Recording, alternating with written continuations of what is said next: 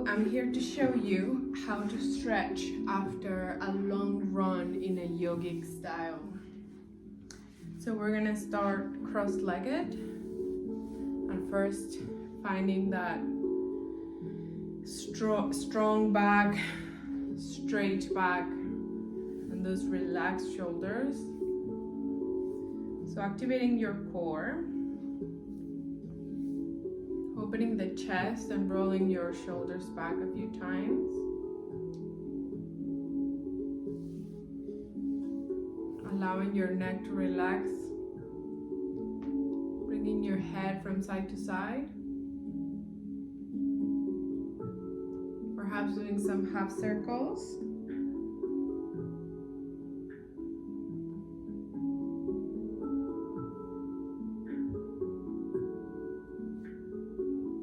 Or even full circles.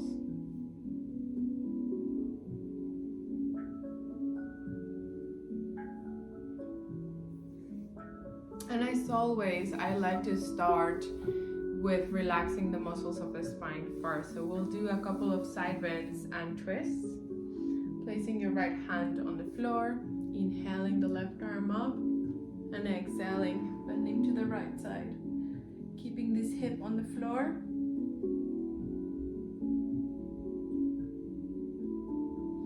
Inhaling through center and going to the other side. We can already hear, if we have the hips quite tight, like I do, I can already feel how this hip really wants to come up and it's already being stretched.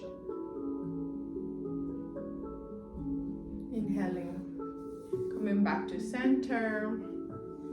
Exhaling, bringing your shoulders down. Inhale, arms up, and exhale, twisting to the right side. Right hand comes behind the back and left hand hooks on the leg. Inhale in the middle and exhale, twisting deeper. And when you're in a twist, it's always a balance between keeping the core engaged but also relaxing the muscles that don't need to be engaged. Inhaling and exhaling, coming to the center. Inhale, arms up, and exhale, twist to the left. You can always pause in the middle. Inhale and exhale, twisting further.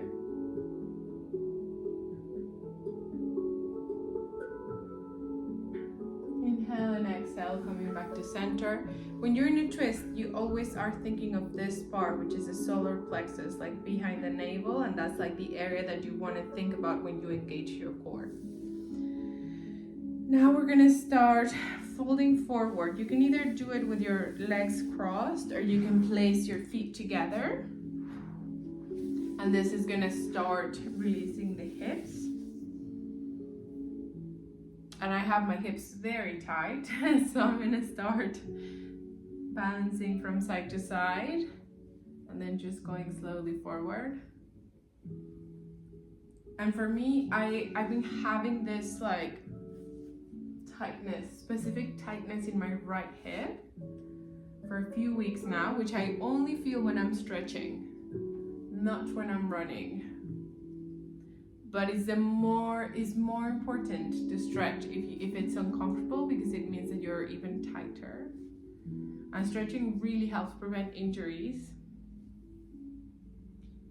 And you know, when your legs cramp or like they feel tired, it's always good to stretch them, and it helps prevent those feelings. And then when you find a comfortable place, you can place your hands on the floor and then relax your neck. Forehead to the floor. And then relax your elbows.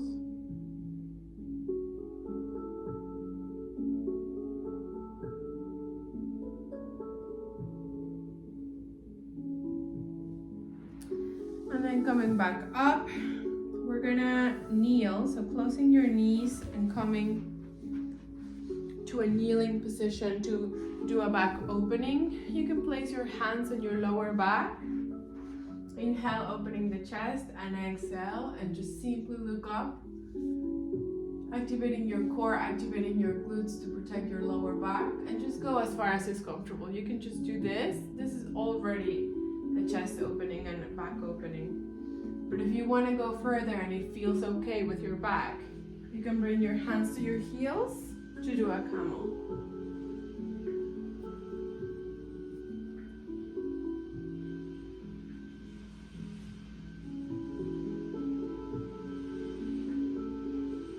And then slowly bringing hands back. Coming back to a sitting position, placing your feet in front of you, hands behind you. We're gonna allow our knees to go to the right and then to the left. And just doing this motion and observing which parts of your body feel tighter.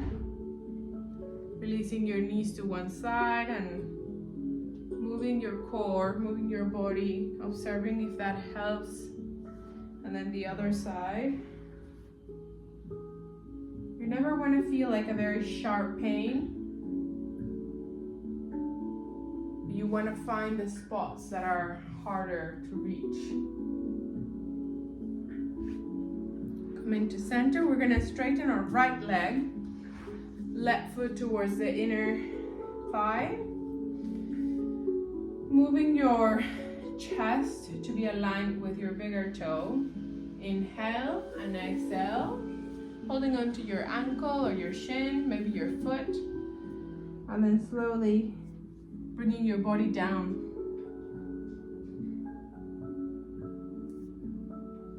And I like to move to just like allow my body to stretch in different ways and different angles, and then find stillness after a while. So here I feel mostly in my hamstring, the stretch behind my knee, a little bit of the calf. Like if you really activate your foot, this is also a calf stretch. You can pull with your fingers or with a band or with like a piece of clothing.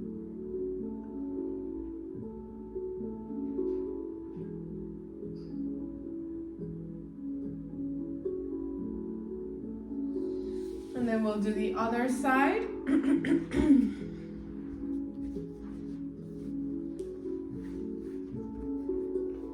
So we align ourselves, open the chest, and then go down.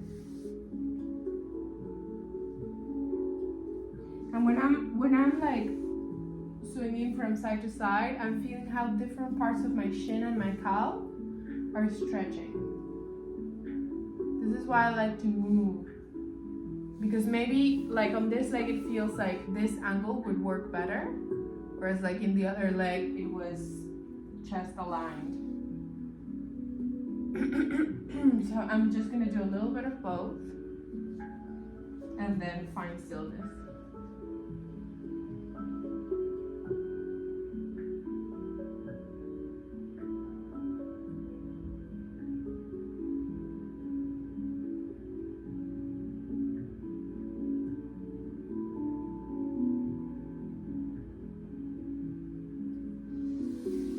Okay.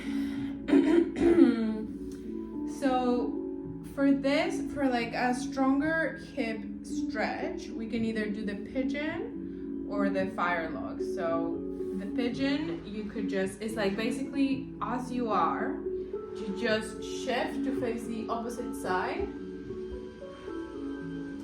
And if this is very difficult for you, you can bring your foot closer to your hips. If this is okay, then you can bring your foot away or find an angle in between.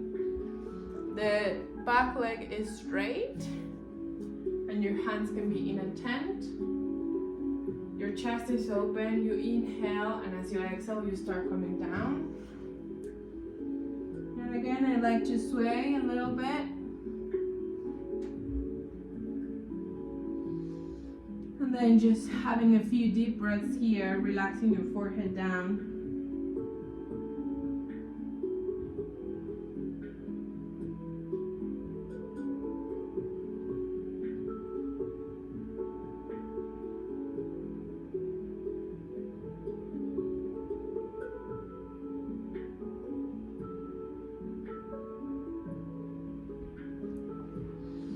And then coming to the side, going to the other side.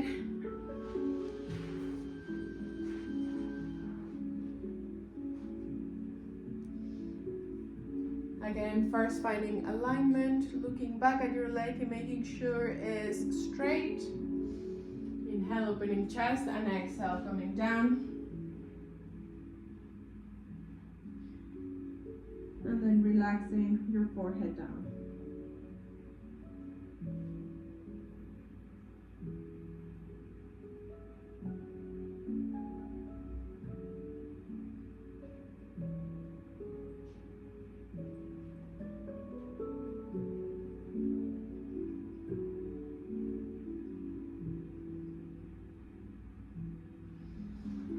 Coming back to a seated position. So we're gonna do the same with a different stretch that is a little bit deeper. So the right leg goes under and the left leg goes above. And so you wanna have your shins sort of parallel to your body. And then as you can see, my knee cannot come down. So you can bring your foot further away from your knee and then slowly start swaying.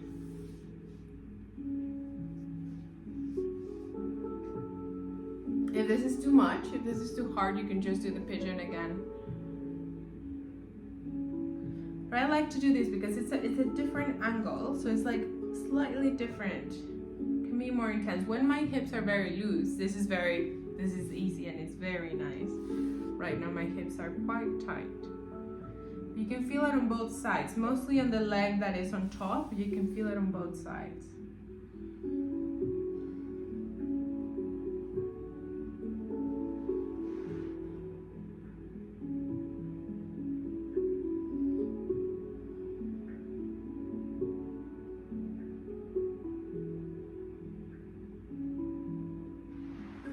And in all of this posture, it's really important to have your feet active. So like your toes are bending towards your shins, and that protects the knee.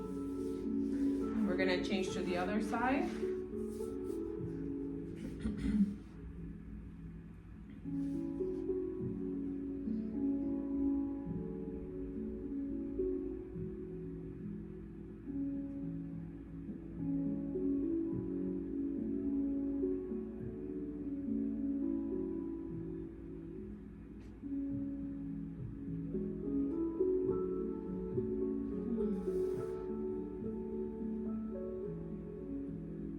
This is very easy. You can bring your foot aligned with your knee, with the edge of your knee, and you can push down on your opposite knee.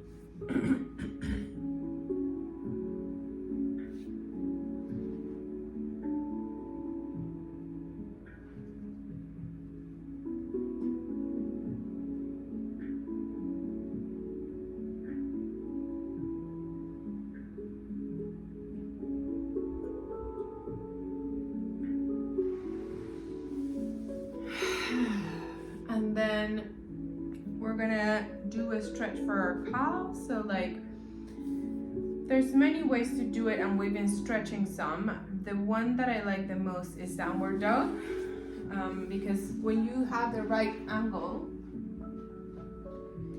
it really stretches the calves. So as you can see,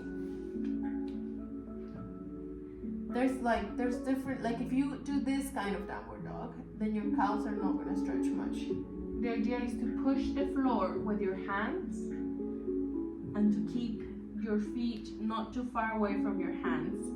So you're a triangle. And you can take a photo of yourself so you can see the angle, or do it in front of a mirror. Put your camera so you can see yourself. And you can start by bending your knees, or you can do your knees straight.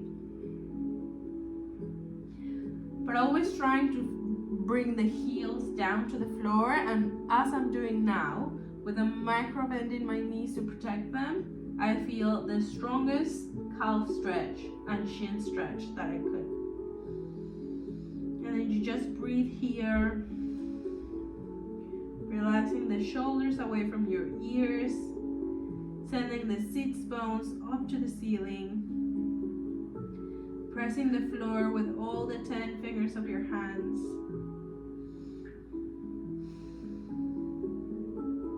And relaxing any muscles that don't need to be engaged.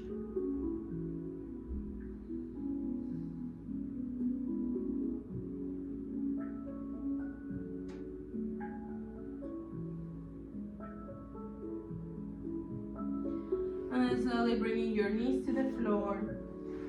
Opening them. We're gonna finish in a child's pose. So just allowing your torso to come down. You can make a little pillow with your hands for your forehead, if this is comfortable.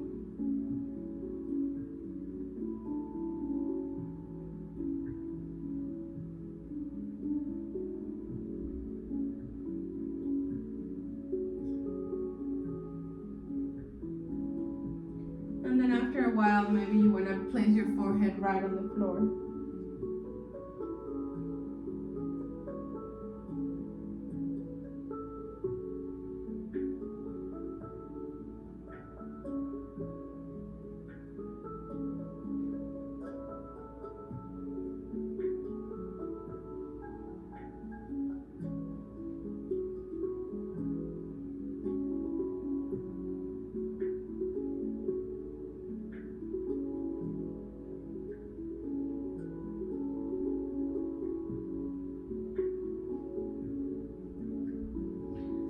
Slowly coming up, and that's it for today. I hope you enjoyed this little yoga sequence for after a long run.